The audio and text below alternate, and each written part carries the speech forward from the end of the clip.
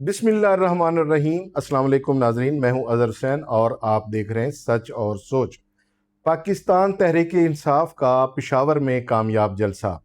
और पाकिस्तान तहरीक इंसाफ ने 27 सितंबर को लॉन्ग मार्च का ऐलान कर दिया। मंजिल कौन सी होगी आगे जाकर आपको बताएंगे।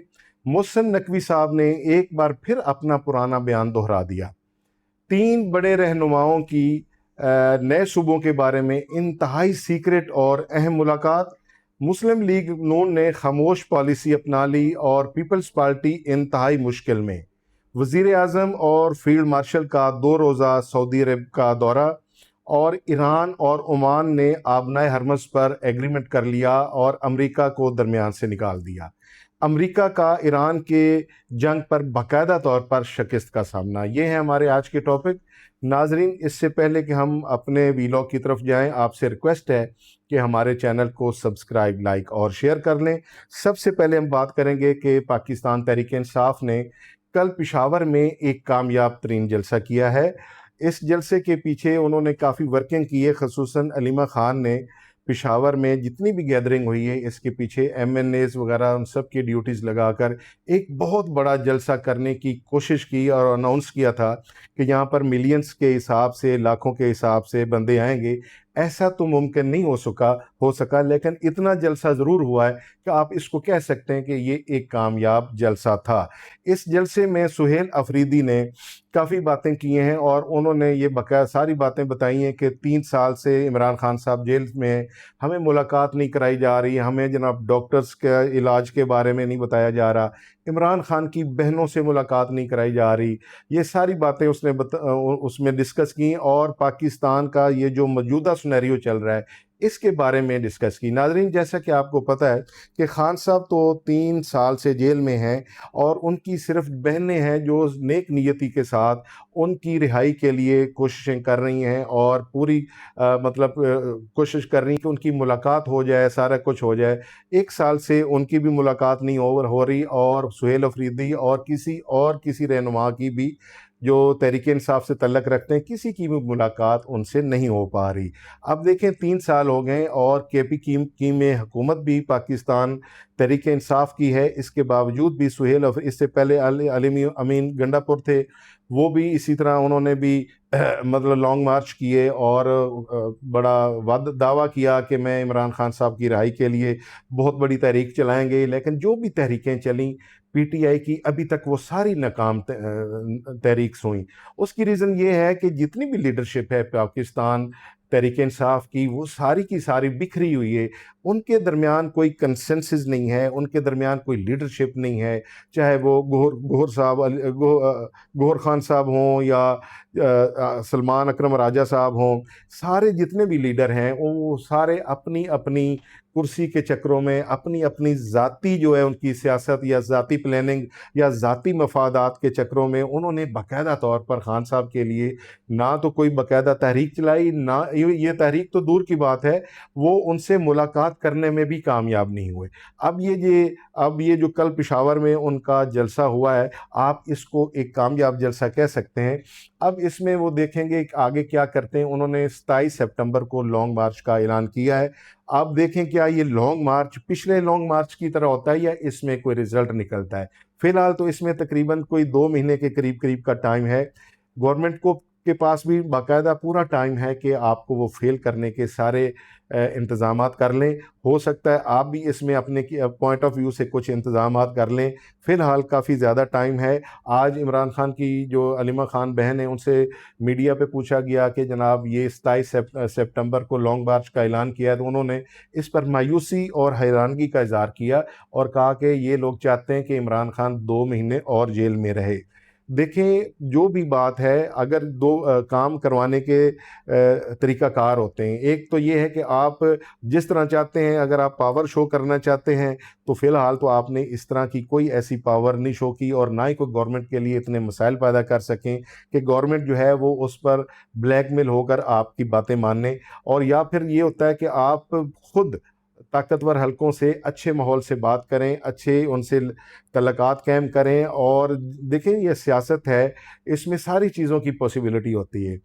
या आप अच्छे रिलेशंस उनसे डेवलप कर लें या फिर आप आवाम के ज़रिए حکومت کو یہ باور کرواتے کہ جناب آپ خان صاحب کو رہا کریں، کم از کم رہائی نہیں ہے تو ان کے علاج میں ان کو کوئی سہولیات ملتی، یا کم از کم ملاقات میں آپ کو کوئی اس میں ریلیف ملتا۔ تو یہ دیکھتے ہیں کہ 27 سپٹمبر کو آپ کیا کرتے ہیں۔ فی الحال جو تحریک انصاف کی قیادت ہے اور اس کا جو کارکن ہے وہ اس پہ اتنا خوش نہیں ہے کہ اتنی لمبی ڈیٹ دی ہے۔ آج جب جلسے میں کے پی کی کے جو وزیر اعلیٰ ہیں سہیل افریدی، انہوں نے پبلک سے کہا کہ آپ یہ مصیبتیں برداشت کرنے کے لیے تیار ہیں، اگر وہاں پر کوئی مس مینجمنٹ ہوگی تو اس کا فیس کرنے کے لیے آپ ریڈی ہیں؟ تو ان سب نے کہا یس ہم ریڈی ہیں۔ تو انہوں نے کہا کہ اب میں آپ کو لیڈ کرتا ہوں، میں دیکھتا ہوں کہ ہم یہ کر دیں گے وہ کر دیں گے۔ یہ پہلے بھی کافی دفعہ آپ لوگوں نے یہ ایسا بولا ہے، کئی دفعہ آپ نے دھرنوں کا اعلان کیا، کئی دفعہ لانگ مارچ کا اعلان کیا، اور جیسے ہی آپ ڈیسٹینیشن جیسے ہی اپنے ہدف پر پہنچتے تھے تو 1-2 گھنٹے کے بعد وہاں سے چلے جاتے تھے۔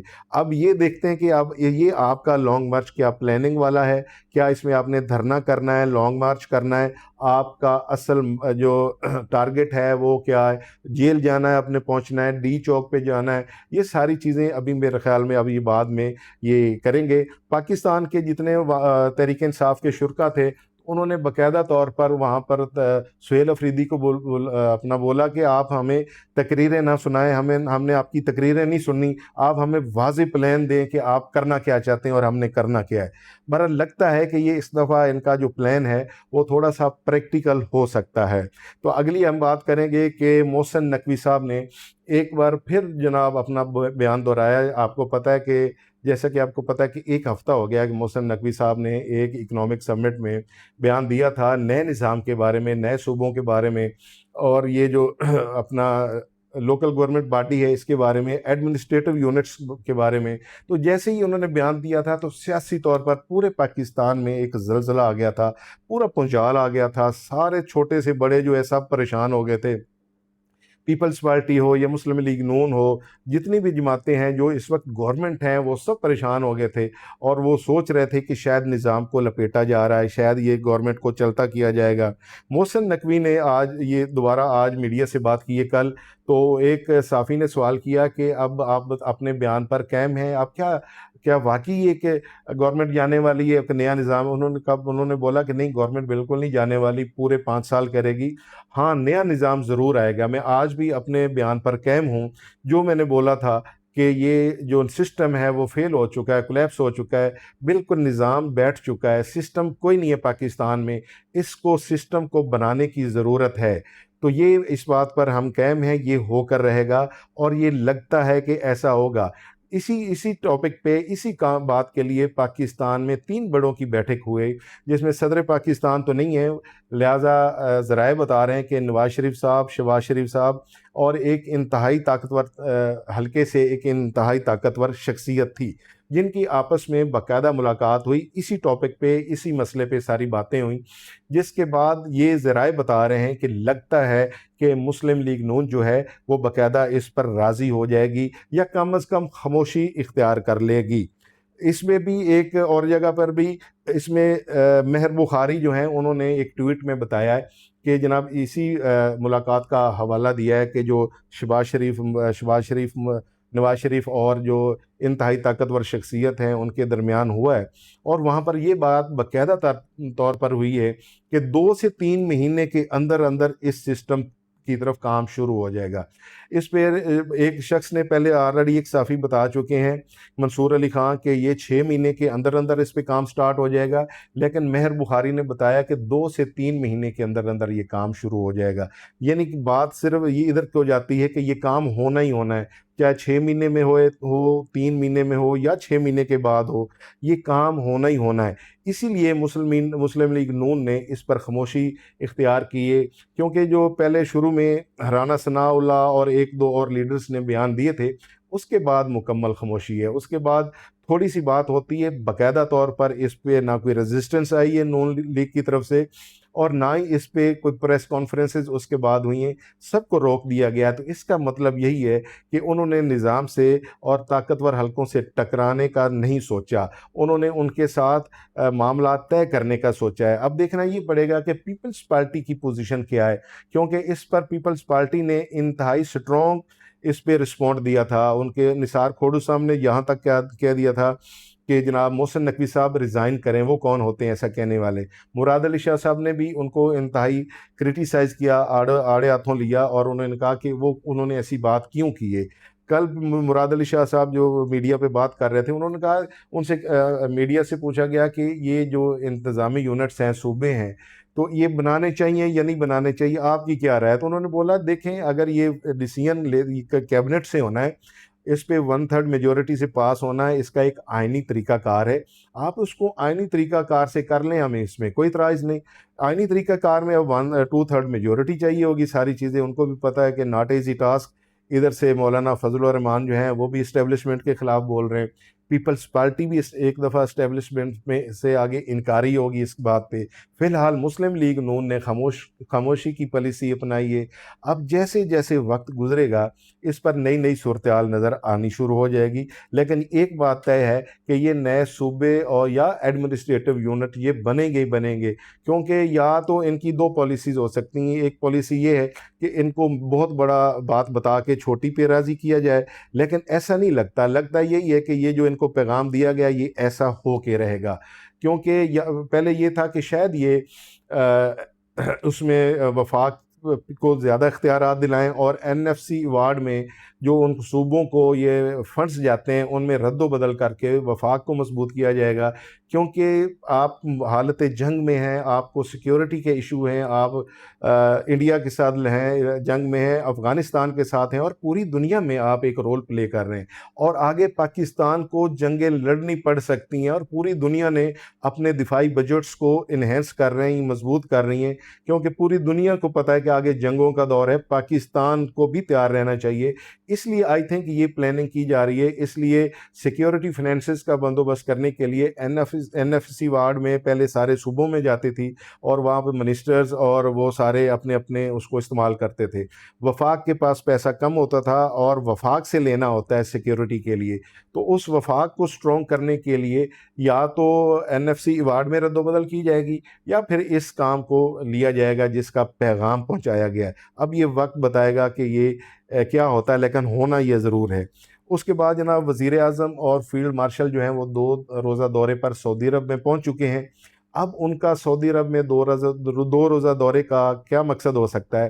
ذرائع یہی بتا رہے ہیں کہ شاید وہ اس لیے گئے کہ جو پاکستان میں یہ سنیریو ہے, کرنٹ پوزیشن ہے, یہ اس کی دور کو نیا سسٹم انٹروڈیوس کروایا جائے, نئے صوبے بنائے جائیں. سسٹم کولیپس کر چکا ہے, سسٹم ناکام ہو چکا ہے, اس کے بارے میں بھی وہاں پر کوئی مشورہ کیا جائے گا. کیونکہ سعودی عرب ہمارا جو ہے وہ بہت قریبی برادر ملک ہے, اس کے ساتھ ہمارے بڑے دیرینہ تعلقات ہیں, ہمارے ان کے ساتھ صلاح مشورے چلتے رہتے ہیں. یہ بھی ہو سکتا ہے. اور ایران عراق کی اور عمان کی جو لیٹسٹ سچویشن ہے اس کے بارے میں بھی وہاں پر صلاح مشوروں کی امید ہے. اس لیے پاکستان کے جو فیلڈ مارشل ہیں اور وزیر اعظم ہیں ان کا دورہ 2 روزہ ہے. لیکن ان کے دورے کے دوران ہی بھی حوثیوں نے وہاں پر سعودی عرب کے بعض حلقوں پر حملہ کر دیا ہے, اور تقریباً 45 کے قریب سننے میں آیا ہے کہ وہاں پر لوگ مرے ہیں. تو یہ ایک نئی سچویشن ہے. جب بھی کوئی صورتحال بہتری کی طرف جاتی ہے تو چاہے ایران کی طرف سے, چاہے حوثیوں کی طرف سے, یمن کی طرف سے, کوئی نہ کوئی ایسی چنگاری ضرور پھوٹتی ہے جو بنے بنائے کام کو ملیا میٹ کر دیتی ہے. اب یہ دیکھیں یہ کیا ہوتا ہے. اب یہ لیٹسٹ نیوز ہے کہ حوثیوں نے سعودی عرب پہ اٹیک کر دیا ہے, اور تقریباً 45 ہلاکتیں ہو چکی ہیں. یہ اگلی ڈیٹیلز ٹائم ٹو ٹائم آئے گی, آگے جو بھی آئے گی پھر آپ کے ساتھ شیئر کریں گے. اچھا, اس کے بعد لاسٹ میں ہے جی ایران اور عمان, ان کا آپس میں ایگریمنٹ ہو رہا ہے آبنائے ہرمز کو کھولنے کے لیے. امریکہ کو ایکسیپٹ ہی نہیں کیا ایران نے. اس نے اس کے ساتھ ایگریمنٹ, اس کے ساتھ بات چیت, اس کے ساتھ مذاکرات اس نے ایکسیپٹ ہی نہیں کی. اس نے کہا میں نے ان سے بات ہی نہیں کرنی. تو ہاں, عمان کے ساتھ پہلے عمان نے ان سے کہا کہ آپ میرے ساتھ کریں, تو ایران نے اس کو بھی انکار کر دیا. پھر بعد میں عمان نے ناراضگی کا اظہار کیا کہ دیکھ لو فی الحال میں ایک ہی ہوں جو آپ کا اتحادی ہوں. تو پھر یہ نہ ہو کہ میں بھی آپ کے ساتھ نہ رہوں۔ تو پھر اس کے بعد ایران اس کے ساتھ مان گیا۔ اب یہ دونوں آپس میں ایگریمنٹ کر رہے ہیں آبنائے ہرمز کو کھولنے کے لیے کہ دونوں اس پہ ایک طرف سے جہاز جائیں گے اور دوسری طرف سے آئیں گے، یہ آپس میں روٹ طے کر رہے ہیں، یہ سارے آپس میں معاملات طے کر رہے ہیں۔ اس میں سے امریکہ کو نکال دیا۔ بیشک امریکہ وہاں پر کہتا پھر رہا ہے کہ جناب میں نے حملے روک دیے ہیں، سعودی عرب نے میرے کو پریشر ڈالا ہے، خلیج نے پریشر ڈالا ہے کہ یہ آپ جنگ روکیں۔ اس نے پورے خطے کو مصیبت میں ڈالا ہوا ہے، پوری دنیا کو مصیبت میں ڈالا ہوا ہے۔ سعودی عربیہ کے جو وزیر خارجہ وہاں پر گئے تھے تو انہوں نے امریکہ کہتا ہے کہ انہوں نے ہمیں باقاعدہ طور پر ہائیلی ریکویسٹ کیا ہے کہ جناب یہ آپ بند کریں، ہم بہت فرسٹریٹڈ ہیں آپ کی اس جنگ کی وجہ سے، آئے دن خطے میں مصیبت پڑی ہوئی، آئے دن مسئلے مسائل ہیں۔ تو امریکہ کہتا ہے کہ میں نے سعودی عرب کے کہنے پر کیا ہے۔ وہ ہو سکتا ہے جی انہوں نے کہا ہو آپ کو، فی الحال ایران نے آپ کی کوئی بات تسلیم نہیں کی، نہ وہ آپ کے پریشر میں آیا ہے، نہ آپ کے حملوں سے وہ ڈرا ہے، نہ وہ آپ کے ساتھ ایگریمنٹ کرنا چاہ رہا ہے، نہ ہی آپ کے ساتھ مذاکرات کرنا چاہ رہا ہے۔ تو یہ لگتا ایسے ہی ہے کہ امریکہ کی جو باقاعدہ طور پر وہاں پر شکست اس کو نظر آ رہی ہے، دنیا کو بھی پتہ چل گیا ہے کہ سپر پاور ہونے کے باوجود ایران کو جھکا نہیں سکا، ایران کے سامنے اپنی بات پر منا نہیں سکا، اس کے ساتھ ایگریمنٹ مذاکرات میں کامیابی نہیں حاصل کر سکا، بیشک اس نے پریشر ڈالا۔ یہ سارا جو مس کیا ہے یہ ڈونلڈ ٹرمپ نے خود کیا ہے۔ پاکستان میں جب اسلام آباد میں ان کے مذاکرات فرسٹ ٹائم ہوئے تھے جے ڈی وینس کی سربراہی میں، تو اس وقت کالیباف اور یہ ان کے پاس مکمل اختیار تھا کہ یہ سگنیچر کر سکتے تھے یہ ایرانین۔ تو وہاں پر جناب ڈونلڈ ٹرمپ نے اٹھا لیا اپنے ڈیلیگیشن کو اور فوراً بلا لیا۔ وہ دن گیا، اس کے بعد ان کے معاملات اس نیچ پر نہیں آئے، اس طرح سیدھے نہیں ہوئے۔ تو یہ ساری مسٹیک ڈونلڈ ٹرمپ کی، ادروائز یہ اسی وقت ہو جانا تھا۔ لیکن اگر ان کے بعد ایم او یو بھی سائن ہوا تو ان دونوں نے اس پہ عمل نہیں کیا، تو ان کے درمیان ایگریمنٹ وغیرہ کی کیا اہمیت ہے جب انہوں نے عمل ہی نہیں کرنا۔ تو اسی لیے ایران نے بڑا ٹف ٹائم دیا ہے، بڑا شیشہ دکھایا ہے امریکہ کو کہ آپ بنے پھرو سپر پاور، مجھے آپ کی کوئی پرواہ نہیں۔ اور پوری دنیا کو پتہ چل گیا ہے کہ اب یہ سپر پاور نہیں ہے، اگر ہے تو ایران جیسا ایک سنگل ملک اس کے اوپر آگے ڈٹ گیا ہے اور اس نے اس کے آگے ہار نہیں مانی۔ جو ہار نہیں مانتا وہی جیتتا ہے۔ تو یہاں سے یہ ظاہر ہوا کہ امریکہ کے اس کو باقاعدہ شکست کا سامنا ہے اس جنگ میں، اور ایران اور عمان نے آپس میں ڈائریکٹ مذاکرات کیے ہیں، آپس میں ایگریمنٹ کر رہا ہے، امریکہ اس میں شامل نہیں ہے۔ پاکستان ابھی بھی اس میں انٹیکٹ ہے، ابھی بھی رابطے میں ہے، معاملات طے کرنے میں۔ بیشک پاکستان اس میں اپنا رسپونڈ نہیں کرتا، خاموشی سے اپنے کام کر رہا ہے، پاکستان کی سفارتکاری خاموشی سے جاری ہے۔ انشاءاللہ امید ہے کہ معاملات سیٹل ہو جائیں گے۔ تو ناظرین، یہ تھی ہماری آج کا ویلاگ۔ ہم آپ کے لیے اچھی انفارمیشن لے کر آتے ہیں۔ آپ سے ریکویسٹ ہے کہ آپ ہمیں اپنی رائے کامنٹس باکس میں ضرور دیا کریں۔ اگلے ویلاگ کے لیے دوبارہ حاضر ہوں گے، تب تک کے لیے السلام علیکم۔